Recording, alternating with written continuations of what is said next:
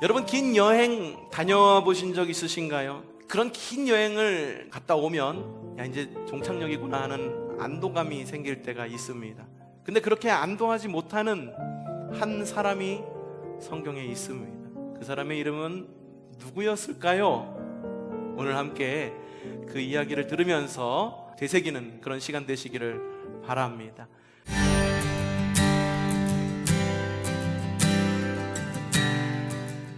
2003년에 여행을 다녀온 적이 있습니다. 한참 전이죠. 벌써 20년이 가까운 시간이 다가오고 있는데, 그 당시 중국을 여행을 다녀온 적이 있습니다. 중국 선교 여행을 갔어요. 비행기로는 멀지 않습니다. 북한 경계선과 맞닿아 있는 흑룡강성이라는 곳이었는데, 비행기로는 그렇게 오래 걸리지 않습니다만 그곳에서 기차를 타고 여러 곳을 다니면서 이제 말씀을 전하는 일을, 그런 사역을 했어야 됐어요. 중국에는 목사가 드뭅니다. 우리나라 넓이 정도 되는 하나의 성, 어떤 경우 우리 나라보다 넓습니다. 그 성 안에 목사 한 명 있는 정도가 대부분입니다. 그래서 성도들이 서로 말씀을 나누고 그러면서 서로가 서로를 가정교회를 이루어갑니다. 그래서 그 가운데는 이단들도 꽤 있고요. 그래서 한국에서 목사가 여행 온다, 선교 여행 온다, 말씀 전하러 온다, 그러면 사람들이 다 몰려듭니다. 그래서 말씀을 사모하기 위해서, 말씀을 듣기 위해서 그 자리를 막 몰려들어요. 멀리서도 옵니다. 그래서 주님의 말씀을 듣기 위해서 아픈 몸을 이끌고 오기도 하고요. 스스로의 재정을 희생하면서까지 그렇게 와서 말씀을 듣습니다. 말씀을 전하다 보면은 다른 곳에서도 연락이 옵니다. 우리 지역에도 좀 와주십시오. 그래서 기차를 타고 이동을 합니다. 기차를 타고 이동하는데 중국 땅이 또 워낙 넓습니까? 지금은 어떨지 모르겠어요. 많이 변했겠죠. 20년이라고 하는 시간은 보통의 시간이 아닙니다. 강산이 바뀌어도 몇 번을 바뀌었을 그 시간. 하지만 그 당시에는 가까운 곳을 갔는다 하더라도 기차를 타야 되는데, 이 기차가 어떤 곳은 막 보름 걸리기도 하고 막 그래요. 끝에서 끝까지 가면은 막 그러기도 합니다. 제가 가는 곳은 한 12시간을 기차를 타고 가야 되는 곳이었었어요. 가도 끝이 없어요. 가도 끝이 없어. 가도 끝이 없고, 중국인들이 위에서 자꾸 이 해바라기 씨를 먹고선 제가 아래 침대칸이 있는데 아래로 자꾸 뱉는데, 자꾸만 내 침대칸으로 해바라기 씨가 떨어져가지고 자꾸 청소하고 좀 불편하게 좀 여행을 했던 적이 있습니다. 12시간 여행 가운데에 11시간쯤 지나고 1시간이 남자 그런 마음이 드는 거예요. 이제 다 오는구나. 이제 다 왔구나. 아직 1시간을 더 가야 되는데, 그렇죠? 지금 우리 성도들 가운데에도 이사 가신 성도들이 있어요. 그렇죠? 그래서 1시간 정도 거리 되지는 않지만 멀어서 못 나오신다고 하시는 성도들도 종종 있습니다. 근데 이게 상대적인 거더라고요. 12시간 가서 1시간 남으니까 다 왔구나라는 마음이 들더라고요. 근데 거기에 있는 현지 중국인들은요, 춘절 같은 명절에는 일주일 넘게 기차를 타고 이동을 한대요. 일주일 넘게. 그래서 목적지가 12시간 정도 남잖아요. 제가 타고 간 그 거리만큼 나오면 그들이 그렇게 생각한대요. 다 왔구나 라고 생각을 한다고 합니다. 여러분, 바울은요 3차 전도 여행에 걸쳐서 3차에 걸쳐 전도 여행을 떠나왔습니다. 바울의 전도 여행이 평안했나요? 예, 평안하지 않았습니다. 첫 시작부터 삐끗거렸어요. 이 바나바하고 함께 떠나는데, 바나바의 조카인 마가라 하는 요한과 함께 가는데, 중간에 그냥 그 전에 사전 연락도 없이 갑자기 이제 대륙에 올라가려고 그러는데, 그곳에서 삼촌 나 못하겠어요. 바울 삼촌 나 못하겠어요. 바나바 삼촌 저 못하겠어요. 이러고 집으로 돌아와 버리는 거예요. 얼마나 황당합니까? 그동안에 모든 것을 계획하고 오랜 기간 계획하고 그 여행을 떠났을 텐데, 가는 곳마다 작은 논쟁부터 해가지고 죽음의 위협까지 바울의 전도 여행은 그렇게 쉽지만은 않았습니다. 자, 이제 오늘 말씀에서는요, 이제 4년에 걸친 3차 전도 여행, 3차 전도 여행을 종료하려고 합니다. 바울이 파송받은 안디옥 교회로 돌아간다고 한다면 큰 환영을 받고 평안할 거죠. 하지만 성령님께서 안디옥 교회로 가지 말라고 그래요. 예루살렘으로 가라 라고 말씀하십니다. 종착지가 가까이 오면은 기지개 좀 피고 좀 숨도 돌리면서 좀 마음을 놓고 평안 가운데에 도착하기만을 바라면 될 텐데, 그러나 바울은 그럴 수 없었습니다. 왜 그랬느냐? 바울이 3차 전도 여행 중에 예루살렘에 큰 기근이 일었다는 소식을 접하게 됩니다. 그래서 예루살렘 교회도 어려움을 겪는다라고 이야기를 해요. 예루살렘 교회는 유대인이 주축이 된 그런 교회입니다. 그리고 바울이 선교 여행을 다닐 때 예루살렘 교회 혹은 그 예루살렘에 있었던 못된 마음을 먹은 유대인들이 바울을 쫓아다니면서 바울을 엄청 괴롭혔어요. 그런데 바울이 선교 여행을 떠났던 바로 그 이방인 교회에서 예루살렘 교회가 어려움을 겪고 있다라고 하는 소식을 들으니까, 야, 아무리 우리가 어려움을 겪고 있는다고 하지만 그래도 같은 교회잖아, 거룩한 공회잖아, 거룩한 교회잖아, 그 교회를 우리가 도와야 되지 않겠어? 라고 해서 이방인 교회, 유대인이 아닌 비유대인 교회에 있었던 사람들이 십시일반 헌금을 합니다. 그래서 그 돈을, 그 재정을 바울에게 맡겨요. 바울에게 맡깁니다. 그래서 바울과 바울의 일행들은 이 구호 헌금을 들고 예루살렘으로 향하고 있었던 거예요. 아이고, 그 당시에 온라인 뱅킹이 있으면 그냥 전해주면 그냥 끝날 텐데, 그냥 몇 번 숫자만 누르면 바로 전달이 될 텐데, 여러분 그 당시는 그런 때가 아니었죠. 누군가에게 재정을 전해주려고 하면은 직접 들고서 믿을 만한 사람이 가서 들고 가서 전해줘야 되는 그런 때였었습니다. 그리고 그럼 바울이 예루살렘으로 가면은 그곳 가운데서 이미 진치고 있었던 바울을 해하려고 했던 사람들, 그 사람만 피하면 되는 거잖아. 그치? 그렇죠? 그럼 바울의 일행이 있었잖아. 그럼 일행이 바울을 대신해가지고 대신 전해주면 되지 않을까, 이런 생각을 할 수도 있습니다. 근데 바울은 그렇게 할 수가 없었어요. 자, 왜 그랬느냐? 바울은 주님의 목적을 아주 분명하게 알고 있었기 때문입니다. 주님의 목적이 무엇이었느냐? 이미 우리가 사도행전을 읽으면서 그 목적을 찾았습니다. 사도행전 1장 8절 한번 읽어보죠. 시작! 예루살렘과 온 유대와 그리고 마침내 땅끝까지 이르러 내 증인이 될 것이다. 하나님께서는요, 바울을 선택하셨습니다. 바울을 선택하신 이유가 3차 전도여행을 마치면서 많은 다른 교회에 있었던 구호 헌금을 예루살렘 교회에 전하기 위해서 바울을 선택하신 것이 아니라는 거예요. 주님의 목적은 아주 처음부터 명확했다라고 하는 거예요. 주님의 목적은 뭐냐 하면 땅끝까지 이르러 주님의 복음이 전파되는 것, 그것이 사도행전의 시작의 목적이었고, 바울을 사도로 부른 목적이 바로 그거였다라고 하는 거예요. 그런데 이 땅끝까지 전할 인물이 많았느냐? 그렇지 않아요. 바울만큼 아주 명확하고, 그리고 바울만큼 적임자도 없었다는 거예요. 바울은 유대인이었습니다. 그러면서도 로마 시민권을 가지고 있었어요. 유대의 전통에 아주 박식했고, 그리고 그리스도인들을 박해하러 다녔기 때문에 이 그리스도인들이 어떤 사람이라고 하는 것, 그리고 주님이 어떤 주님이라고 하는 것을 부정적으로나마 처음부터 배우고 있었다라고 하는 거죠. 로마 시민권을 가지고 있었기 때문에 여행도 자유로웠습니다. 그래서 바울은 그걸 알고 있었던 거예요. 주님이 나를 부르신 것은 까짓거 헌금 예루살렘 교회에 전해주기 위해서 나를 부르는 거라고 한다면, 나의 부르심은 너무 미약한 거 아니야? 그래서 바울은 스스로 결정을 합니다. 예루살렘으로 올라가야겠구나, 예루살렘으로 가야겠구나라고 생각을 합니다.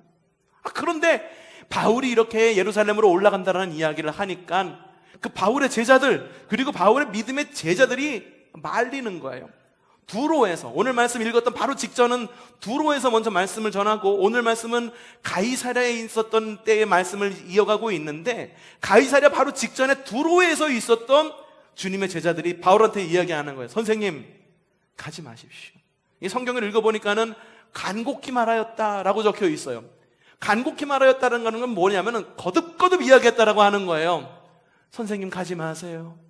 가지 마세요. 가지마, 가지마, 가지마, 가지 마세요 라고 이야기를 했습니다. 오늘 말씀에서는요, 바울이 그런 두로에서의 제자들의 말을 듣고도 가이사랴로 올라옵니다. 조금만 더 가면 예루살렘이에요. 가깝습니다. 가이사랴에 이르러 가지고 이제 예루살렘으로 올라가려고 그러는데 그 가운데에 이제 아가보 선지자라는 사람이 있었던 거죠. 이 사람이 주님의 음성을 듣는 사람이었었어요. 너무 착실하게 주님의 음성을 듣고 헌신적이고 바울을 살리고자 하는 마음, 어떻게 하면 주님의 복음이 잘 전해질 수 있을까 고민하던 사람이었어. 그 아가보 선지자가 이렇게 예언을 합니다. 사도행전 21장 11절 오늘 말씀입니다. 읽어보죠. 자, 시작. 우리에게 와서 발을 묶어서 말하였다. 유대 사람이 예루살렘에서 이 허리띠 임자를 이와 같이 묶어서 이방 사람의 손에 넘겨줄 것이라고. 누가? 성령님이 말씀하셨습니다 라고 이야기를 해요. 이 아가보 선지자가 이야기하는 것, 그리고 두로에서 믿음의 가족들이 이야기하는 것, 그건 역시 주님의 뜻이라고 이야기를 해요. 성령님께서 나에게 그렇게 말씀하셨습니다라고 이야기를 합니다. 예루살렘에 올라가지 않는 것, 바울이 예루살렘에 올라가지 않는 것이 주님의 뜻이라고 말하면서, 야, 올라가면은 결박당하니까 올라가지 마세요라고 이야기를 합니다. 주님의 뜻이라고 이야기를 해요. 그리고 바울도 역시 예루살렘으로 올라가는 것이 주님의 뜻이라고 이야기를 합니다. 두 주님의 뜻이 충돌을 합니다. 여러분 같으면 무엇을 선택하시겠습니까? 고난이 예상이 되는 예루살렘으로 올라가시겠습니까? 아니면 조금 더 편한 어떤 그 안디옥 교회로의 예루살렘을 피해가는 그 길을 선택하시겠습니까? 가이사랴는요, 지난 설교에서 말씀드렸던 것처럼 지난주 말고요, 지지난주 설교에서 가이사랴는 매우 큰 도시라고 말씀을 드렸습니다. 총독의 별장이 그곳에 있어서 그곳의 지중해의 휴양지로 유명했던 곳이 가이사랴였었습니다. 로마의 큰 부대들이 거기에 집결해 있었어요. 그래서 그곳 가운데서 누구 만났나요? 고넬료를 만났잖아요. 고넬료를 만나서 베드로가 고넬료를 만나서 고넬료와 고넬료 가정 가운데에 세례를 주고 그것 가운데 성령이 임한 기사가 있잖아요. 그렇게 큰 지역이에요. 휴양지예요. 믿지 않는 사람들이 읽으면은요, 이 가이사랴는 정말 놀기 좋은 곳입니다. 치안도 완벽합니다. 하지만 그리스도인의 시각에 이 가이사랴는 어떤 지역이냐 하면 베드로가 주님에게 이렇게 말한 지역입니다. 주님께서 사람들이 나를 누구라 하느냐라고 말했을 때 베드로가 뭐라고 말했습니까? 주는 그리스도시요 살아계신 하나님의 아들이십니다 라고 말한 것이 바로 이 빌립보에 있었던 가이사랴에서 한 이야기입니다. 베드로가 그 일이 있은 다음에 주님께서 다 이제 부활 승천하시고, 그리고 지지난주 이야기처럼 또한 그곳 가운데에서 기도를 하다가 이 가이사랴에 있었던 백부장 고넬료와 그 식솔들에게로 인도하시는 성령님의 음성을 듣고 그곳으로 가서 세례를 베풀고, 그리고 베드로가 이방인 선교에 대해서 주님의 뜻을 확인한 것이 바로 가이사랴 지역이에요. 여러분, 이곳이 어떤 지역입니까? 신앙의 뿌리가 깊게 내린 지역이에요. 신앙의 기름 부으심이 깊게 내린 지역이 바로 가이사랴입니다. 믿는 사람이 보았을 때 그곳은 관광지입니다. 그곳은 치안도 확실합니다. 놀기 좋은 곳이에요. 지중해 그 푸른 옥색의 푸른 바다를 품고 열심히 물장구 치면서 놀 만한 그런 곳이에요. 근데 믿는 사람들에게 이 가이사랴는 어떤 곳이냐? 믿음의 뿌리가 깊이 내린 곳. 여러분, 우리 교회가 그런 곳이 되기를 바랍니다. 사람들 보기에 이제 개발돼 가지고선 이제 보상금 많이 받았겠어요? 좋겠어요? 부러워하기도 하고 시기하기도 하고 막 그런 여러 가지 목소리들이 막 들려요. 최 목사 그래도 거기 그래도 재정이 그래도 있으니까 그것이라도 하지 우리는 그것도 없어라고 말하는 목사님들도 종종 계시더라고요. 속이 상하더라고요. 그럼에도 불구하고 여러분, 사람들이 이 지역을 어떻게 보든지 간에 우리가 이 지역을 어떻게 살려야 되는지 아십니까? 가이사랴처럼 살려야 되는 거예요. 신앙의 뿌리가 깊이 내린 곳으로 일구어가는 믿음의 성도 되시기를 바랍니다. 그리하여서 그곳에서 어떤 일이 일어나던 주님의 역사하심이 일어나는 그런 믿음의 지역이 바로 이 학담이 되기를 바랍니다. 바로 이 지역에서 아가보 선기자가 이야기합니다. 베드로에게, 아니 바울에게 가지 마세요. 그곳에 가면은 당신의 허리띠를 풀면서 이 허리띠 주인처럼 팔에 묶여가지고서 착고를 당하고 죽음을 당할지도 모릅니다. 가지 마십시오 라고 이야기를 해요.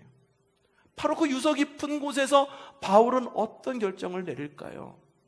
여러분, 올바른 결정은 올바른 장소에서 이루어집니다. 보통의 경우에는요, 영적으로 바른 흐름이 있는 곳에서 영적으로 바른 결정이 내려지게 되는 거예요.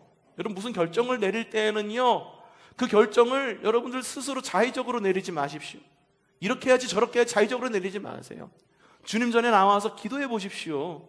기도하고 주님의 음성을 분별하십시오. 그리고 건강한 영적 흐름이 있는 그곳에 가셔서 여러 사람의 이야기도 들어보고 믿음으로 본받을 만한 사람의 이야기에도 기도를 들어보고 내가 옳은 길이라 할지라도 이 길을 두들겨가면서 볼 줄 아는 여러분들 되시기를 바랍니다. 그렇게 이야기하니까 바울이 마음이 혹했어요. 그렇죠? 그래, 가지 말아야지 라고 해서 예루살렘을 올라가지 않았습니다.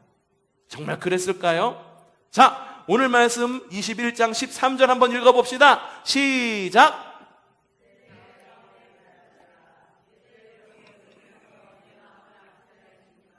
나는 주 예수 이름을 위해서 예루살렘에서 결박을 당할 것뿐만 아니라 죽을 것까지도 각오하고 있습니다. 울지들 마세요. 왜 내 마음을 그렇게 아프게 하십니까? 여러분이 가지 말라고 해도 내가 그 길을 가야 됩니다. 내가 그곳에서 결박당할 것까지도 알고 있어요. 그리고 그곳에서 죽을지도 모릅니다. 하지만 나는 그 길을 가야 합니다. 바울이 그렇게 결정을 내렸다라고 하는 거죠. 이미 여러분, 바울은요, 그 마음 가운데 예루살렘으로 올라가야만 한다라고 하는 마음이 훨씬 이전부터 있어 왔습니다. 오늘 말씀 21장 읽었는데 20장 말씀에는 또 뭐라고 나와 있냐면 이렇게 적혀 있습니다. 한번 또 읽어봐요. 자, 시작! 보십시오. 성령에 매여서, 누구에게 매여서? 누구에게 매여서? 여러분, 우리가 주님에게 매여서 예루살렘으로 올라갈 수 있어야 됩니다. 여러분은 뭐에 묶여 있습니까? 개인적인 생각에 묶여 있습니까? 환경에 묶여 있습니까? 몸의 불편함에 묶여 있습니까? 그냥 편하려고 하는 마음에 묶여 있습니까? 무엇에 묶여 있는지가 중요한 거예요. 이 바울이 뭐에 묶여 있다라고 말합니까? 성령에 묶여. 계속 읽읍시다. 예루살렘에 가는 길입니다. 거기서 무슨 일이 내게 닥칠지 나는 모릅니다. 다만 내가 아는 것은, 내가 거기서 어떤 일을 겪을지 난 알 수 없어요. 하지만 내가 아는 것은 성령이 내게 일러주시는 것뿐인데, 여러분, 성령님이 일러주시는 것만큼만 보면 됩니다. 내가 너무 앞서서 생각할 필요 없습니다. 주님께서 보여주시는 것만큼만 한 걸음만 나가면 되는 거예요. 바울도 역시 그랬어요. 성령님이 내게 알려주시는 것뿐인데 어떻느냐? 어느 도시로 가든지 투옥과 환난이 나를 기다리고 있다는 겁니다. 내가 어느 도시를 가든, 그곳이 예루살렘이든 아니면 그곳이 가이사랴든 그곳이 안디옥이든, 주님께서 내가 이끄시는 그 길 가운데에 확실한 것은 분명히 그 가운데에도 내가 어느 길을 선택하든지 그 가운데에는 환난과 어려움이 있을 것이다. 계속 읽읍시다. 시작. 그러나 주 예수께 받은 사명, 곧 하나님의 은혜의 복음을 증언하는 일을 다하기만 하면 나는 내 목숨이 조금도 아깝지 않습니다. 주님의 뜻을 정확히 분별했을 때 바울은 이런 결심을 할 수 있었다라고 하는 거예요. 동료들은 말립니다. 바울은 올라가야 된다라고 이야기를 합니다. 그리고 둘 다 주님의 뜻이라고 이야기를 합니다. 보통의 우리는 이렇습니다. 내가 그 길을 가야겠어. 그럼 부모님들은 이렇게 대답을 하실 거예요. 꼭 그 길을 가야겠니? 주님께서도 네가 그렇게 어려움 겪는 거 원치 않으실 거야. 보통 이렇게 대답을 합니다. 어쩜 그렇게 대답들이 똑같은지 모르겠어요. 그렇게 대답합니다. 그래서 이야기를 하는 거예요. 그럼 부모님의 판단이 잘못된 건가? 저는 그렇게 생각하지도 않아요. 하나님께서 부모님에게 주는 자식에 대한 마음은 그런 마음일 수 있어요. 그래서 앞서서도 동료들은 바울을 말립니다. 가지 마십시오. 착고를 당할 거예요. 붙잡힐 거예요. 죽을지도 모릅니다. 아가보 선지자는 내가 확실하게 예언합니다. 가면은 이 허리띠의 주인처럼 묶여가지고 착고당하고 죽음까지 당할지도 모릅니다 라고 이야기를 합니다. 바울은 아니다라고 이야기를 해요. 주님의 뜻은 그게 아니야. 주님의 뜻은 예루살렘에 올라가는 거고, 주님께서 나에게 맡겨주신 사명, 나는 보이는 것만큼만 가. 근데 이 길을 가는 데 있어서 내가 달려갈 길은 어렵고 힘들고 고난의 길이지만 내 목숨조차 아끼지 아니하고 갈 만한 그 길이야 라고 바울이 이야기를 합니다. 여러분, 주님이 우리에게 말씀하실 때, 사명을 보여주실 때 이야기하십니다. 뭐라고 이야기하시면은 사명의 길에는 꼭 그러한 물음이 우리에게 옵니다. 주님이 우리에게 물으세요. 야, 내가 보여주는 그 길, 이러이러한 한 일이 있을 수도 있어. 재정적 어려움일 수 있어. 환경적 어려움 닥칠 수 있어. 어쩌면 손해 볼 수도 있어. 큰 사람들과의 분란이 있을 수도 있어. 네가 위험에 닥칠 수도 있어. 네가 죽을 수도 있어. 그러면서 묻습니다. 그래도 그 길을 가겠니? 우리에게 물으신다라고 하는 거예요. 우리가 평안으로 읽고 싶은 그 시편 24편도 역시 마찬가지입니다. 시편 24편 그 내용이 뭔지 아십니까? 내가 푸른 초장과 쉴만한 물가에 있다라고 하는 것만 기억하잖아요. 여러분, 푸른 초장과 쉴만한 물가로 인도함 받고 싶으시잖아요. 그러기 위해서 어떻게 되는지 아십니까? 목자이신 주님을 따라가는 것만이 푸른 초장과 쉴만한 물가를 인도하는 그 길인 거예요. 근데 주님께서 그 양들에게 묻습니다. 야, 양들아, 물으는 거예요. 양들이 말합니다. 네 라고 대답합니다. 주님께서 말씀하시는 거예요. 야, 내가 인도하는 그 과정에는 사망의 음침한 골짜기도 있을 수 있어. 그리고 늑대의 위험도 있을 수 있어. 그럼에도 불구하고 너 목자인 나를 따라오겠니? 라고 묻고 있는 것이 시편 23편 말씀이다라고 하는 거예요. 여러분, 동료들이 주님의 뜻을 분별하지 못한 걸까요? 아닙니다. 그것도 역시 주님께서 말씀하신 거예요. 그래서 가지 말라고 바울에게 이야기를 합니다. 그럼 이게 잘못된 조언일까? 역시 저도 잘못된 조언이라고 여겨지지는 않습니다. 왜냐하면 주님의 길은 원래 십자가의 길입니다. 좁은 길입니다. 고난의 길입니다. 주님께서 나를 따라오려고 하면 네 십자가를 지고 따라오라고 그러지, 주님께서 주님을 따라오려면 네 십자가 주님에게 맡기고 따라가라고 이야기합니까? 네 십자가 누구 아무개 장로 아무개 권사에게 맡기고 따라오라고 이야기합니까? 따라오려면 따라오는데, 그래 따라와. 하지만 내 길은 넓은 길이야. 그러니까 너희 140, 150, 160 놓고선 신나게 달려와. 스포츠카 타고 와 말씀하십니까? 아니, 그 길은 좁은 길이라고 이야기합니다. 주님께서도 실제로 그 좁은 길을 올라가셨어요. 비아 돌로로사로 올라가셔서 결국은 십자가의 길을 간 것이 바로 그리스도인의 사명의 길이라고 하는 거예요. 우리가 주님의 일을 할 때에도 고난이 예상되는 때가 있습니다. 아마 대부분의 때가 대부분이 그럴 겁니다. 아이고, 내가 이거를 꼭 해야 돼. 몸이 힘들어. 재정도 드려야 돼. 야, 우리 교회 상황에서 이거를 꼭 해야 돼. 차라리 그 재정 갖고 우리 성도들 맛있는 거나 좀 먹여주지. 우리 교회 안에도 얼마나 어려운 사람이 있는데, 많은데 그거 바자회 해가지고선 말이야 누구 돕는다고? 아이고 목사님 몸이 힘들어요. 이제 우리 늙어서 그거 못할 것 같아요. 그 재정이 있으면 우리 교회를 위해서 씁시다. 고난이 예상될 때도 있어요. 당장 우리가 여기 경계 측량을 해야 돼요. 경계 측량을 해야 되는데, 경계 측량이라고 하는 것이 지금 우리 지역 같은 경우에는 측량을 한 지가 너무 오래가 됐어요. 지금은 인공위성 띄워가지고 GPS로다가 긋잖아요. 그렇죠? 근데 옛날에는 그렇지 않았어요. 나와가지고 측량해가지고 공무원이 그어주는 것, 그곳이 경계였었어. 근데 경계 측량을 해야 되는데, 경계 측량을 할 때 고민이 되고 너무 좀 걱정이 되는 게 뭔지 아세요? 옆에 집에서 불복하고 나 이거 못 받아들입니다 이러면 어떡하나라는 마음이 드는 거예요. 경계 측량을 하려고 보니까 우리 이 교회 부지하고 연결되어 있는 이해관계에 있는 사람이 총 7분이에요. 7분. 어떻게 이 7분의 마음을 다 이 경계 측량을 해가지고 맞출 수 있을까? 분명히 GPS를 통해 가지고 지금은 과학적이고 정확하고 그것이 그 경계 측량하는 측량사의 뜻인데, 그것이 인공위성의 뜻인데 어떻게 그 길을 갖다가 가야 될까 고민이 너무너무 많아요. 밤에 자다가도 불쑥불쑥 일어나요. 왠지 아세요? 고난의 길이 예상이 돼. 이해관계가 있어. 다행히 어떤 한 집이 있는데 그 집은 다행히 어떤 측량을 미리 맞춰놔가지고 그 집 주인은 오지 않아도 된다는 안도감이 있기도 합니다만, 그래도 야 이거 혹시 불복해가지고선 나는 그거 못 받아들입니다. 행정소송 들어가고. 그럼 우리는 건축하지 못하는 거, 들어가지 못하는 거예요. 여러분 기도해야 돼요. 여러분 기도해야 돼요. 우리 마음이 움직인다고 우리의 뜻이 있다라고 해서 그 길을 갈 수 있는 것이 아니다라고 하는 거예요. 우리가 이 길을 가는 것이 맞아. 그리고 그것이 주님께서 이끌어 주시는 길이야 할지라도 대부분의 경우에는 몸이 불편하거나 재정이 부족하거나 환경이 어렵다거나 게으르거나 사역이 있거나 다른 일이 있거나 약속이 있거나 이런 경우가 대부분의 경우다라고 하는 겁니다. 때로는 선한 일에 동반되는 어려움조차 주님의 뜻임을 알고 있음에도 불구하고 종종 타협하기도 합니다.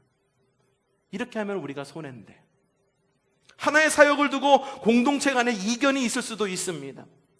야 이만큼 재정이 쌓였으니까 이거 갖고 뭐 하자, 놀러 가자, 사역하자, 사역도 이 사역하자 저 사역하자, 이견이 있을 수도 있습니다. 바울과 동료들처럼 하나의 일에 이견이 있을 때 분명히 그것이 모두가 다 주님의 뜻이라고 이야기할 때 우리는 어떤 원칙을 따라가야 될까요? 여러분 우리도 그렇지만 오늘 말씀에서 바울과 동료들이 어떤 것이 주님의 뜻인지를 이미 분별하고 공감하고 있었어요. 그 동료들이 바울이 예루살렘에 올라가는 것이 주님의 뜻이 아니라고 생각했기 때문에 바울에게 예루살렘에 올라가지 말라고 이야기한 걸까요? 아닐 거예요. 아마도 동료들도 알고 있을 거예요. 바울이 반드시 예루살렘에 올라가야만 된다. 헌금을 전하고 주님께서 땅끝까지 이르러 증인되라고 하는 그 사명을 감당해야 된다라고 하는 것을 동료들도 알고 있었을 거예요. 그럼에도 불구하고 동료들은 이야기를 합니다. 가지 마십시오 선생님, 가지 마십시오 바울이시여 라고 이야기를 합니다. 하지만 이미 마음 가운데 알고 있었다라고 하는 거죠. 그래서 바울이 내가 이 길을 가야 됩니다.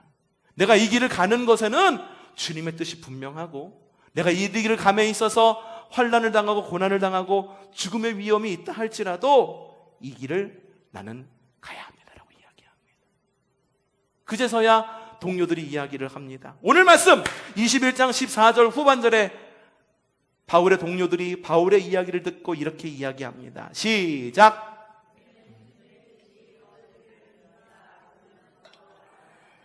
예, 우리에게도 이런 믿음의 고백이 있기를 바랍니다. 우리에게 무엇인가를 위해서 기도할 경우가, 그리고 어떤 상황이 주어진다고 한다면 그렇게 기도하십시오. 주님의 뜻이 이루어지기를 기도합니다. 나의 뜻과 다른다 할지라도 주님의 뜻이 이루어지기를 원합니다. 나의 계획과 다르다 할지라도 주님의 뜻이 이루어지기를 바랍니다. 내가 만나고자 하는 그 모든 사람이 나의 뜻, 주님께서 아니다라고 말한다고 한다면 주님, 내가 그 길을 가지 않도록 주님 인도하여 주시옵소서. 그렇게 기도하는 여러분들 되시기를 바랍니다. 신실한 그리스도인은요, 어떤 상황 속에서도 주님을 기쁘시게 하는 편을 선택해야 합니다. 주님을 기쁘시게 하려는 마음이 역경과 고난을 피우고자 하는 바람을 무색하게 만드는 것이 건강한 그리스도인입니다. 우리 교회의 가치가 뭡니까? 하나님을 기쁘시게, 사람을 복되게. 쉽던가요? 아무런 고난 없이 이 길을 갈 수가 있던가요? 하나님을 기쁘시게 하는 것, 단순히 예배만 잘 드리는 것, 그것이 하나님을 기쁘시게 하던 건가요? 이웃을 복되게 하는 것, 이것이 그냥 사람을 복되게 하는 것, 그냥 이웃을 갖다가 재정으로 돕는 것, 그것만이 일이던가요? 아니잖아요. 우리가 주님의 일을 할 때 무엇이 주님이 기뻐하시는 일인지 우리는 이미 잘 알고 있어요. 그럼에도 불구하고 재정과 관계와 여러 손해 때문에 선뜻 그 길을 선택하지 못합니다. 늘 기도합니다. 뜻이 하늘에서 이루어진 것 같이 땅에서도 이루어지이다. 하지만 우리의 기도는 그렇게는 기도하지만 마음은 달라요. 뜻이 나에게서 이루어진 것 같이 하나님께서 이루어 주시옵소서. 우리의 기도의 제목은 대부분 그렇습니다. 늘 기도하지만 예루살렘과 십자가 앞에까지 가는 것은 결단을 주저합니다. 실제로 이스라엘 백성들도 그랬어요. 이스라엘 백성들도 끝까지 주님을 따라간 이스라엘 백성들 굉장히 드물었습니다. 5,000명이나 주님에게로 와가지고서 오병이어의 기적을 봤습니다. 그 밖에 수많은 사람들이 눈을 뜨고 죽은 자가 일어나고 배고플 때 먹여주는 그런 기적을 경험했던 사람이 수도 없이 많아요. 하지만 그들이 생각한 주님을 따르는 길, 그래, 요 정도까지만 하면 되는 거야. 선 긋고, 그리고 주님의 뜻, 그래, 주님께서 나에게 고난이 닥치는 것은 원치 않을 거야 라고 미리 생각을 하고 미리 결정하고 기도하고, 그리고 그걸 갖다가 확인받고 싶어하는 것이 우리들의 기도라고 하는 거죠. 여러분, 바울이 예루살렘 행을 주저하지 않은 이유가 뭐라고 생각하십니까? 그거는요, 주님의 뜻을 정확하게 분별할 수 있었기 때문입니다. 그렇기 때문에 동료들과는 다른 결단을 할 수 있었던 겁니다. 주님께서 주님의 길을 보여주실 때, 그래, 그 길을 가라고 목적지만 보여주는지 아십니까? 그 상황 가운데 어떤 일이 일어날지까지도 보여주십니다. 그리고 그 상황을 보여주시면서 이야기하는 거예요. 그래도 그 길을 가겠니? 푸른 초장과 쉴만한 물가? 그래, 이곳으로 갈 거야. 하지만 중간에는 모두 있다라고 그랬어요. 사망에 음침한 골짜기도 있어. 그리고 그것 가운데는 너희들을 노리는 늑대도 있고 맹수들도 있어. 그럼에도 불구하고 가겠니? 라고 우리에게 물어오신다라고 하는 거예요. 그럼 우리는 어떤 것에 응답을 하냐는 거예요. 그래요, 주님, 그곳에는요, 푸른 초장과 쉴만한 물가를 가는 곳이 응당 옳겠습니다만, 하나님, 제가